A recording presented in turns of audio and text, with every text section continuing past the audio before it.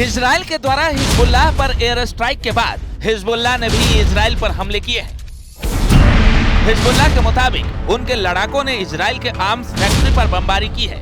Israel की सेना IDF ने बताया कि एयर स्ट्राइक के बाद लेबनान की तरफ से 35 रॉकेट दागे गए हैं।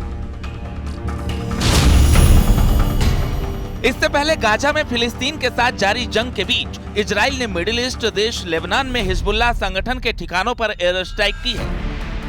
इजराइल की मिलिट्री ने एक बयान जारी कर एयर स्ट्राइक की जानकारी दी।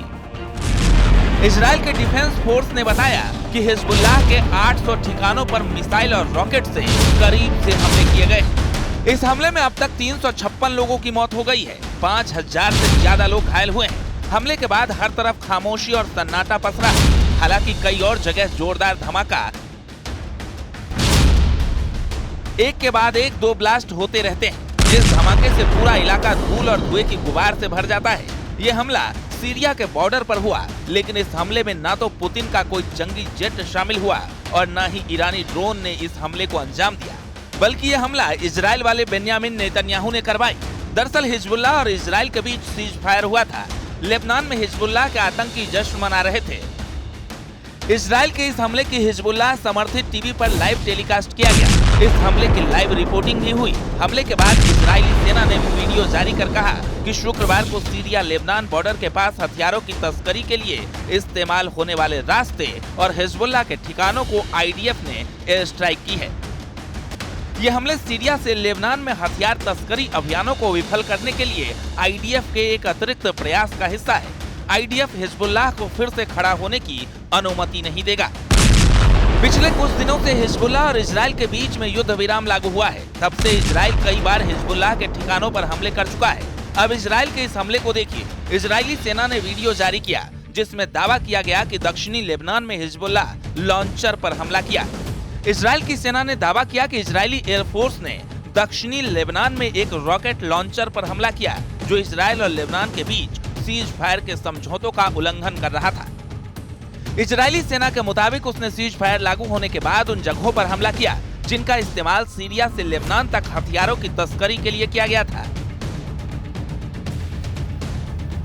क्योंकि ये सीज फायर की शर्तों का उल्लंघन है। सीज फायर एग्रीमेंट के मुताबिक इजरायली सेना धीरे धीरे लेबनान में अपनी पोस्ट को खाली करेगी। इसके बाद लेबनानी सैनिक दक्षिण में तैनात होंगे।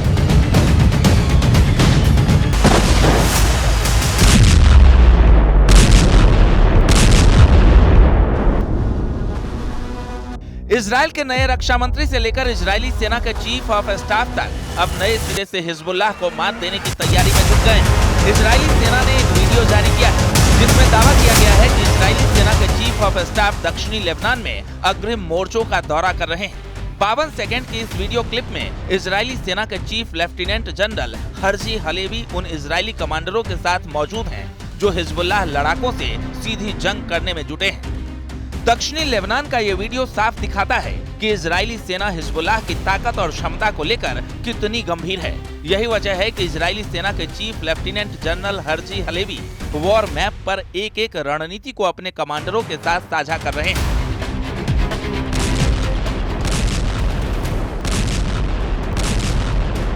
इजरायली सेना ने हिजबुल्लाह द्वारा युद्ध विराम के गंभीर उल्लंघन करने के बाद हिजबुल्लाह का पूरी तरह से खात्मा करने का मन बना लिया है।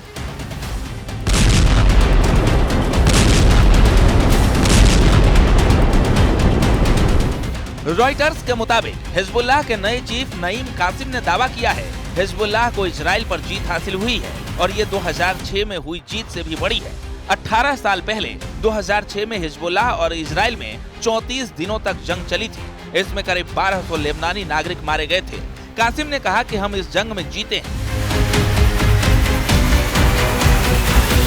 इजरायली सेना ने हिजबुल्लाह के 4000 लड़ाकों को मार डाला है, लेकिन हिजबुल्लाह के ताजा हमलों से साबित हो चुका है कि इजरायली सेना किसी भी कीमत पर हिजबुल्लाह को दोबारा सिर उठाने का मौका नहीं देना चाहती और हिजबुल्लाह और इजराइल के बीच हुआ युद्ध विराम समझौता कभी लागू भी होगा ऐसा लगता नहीं।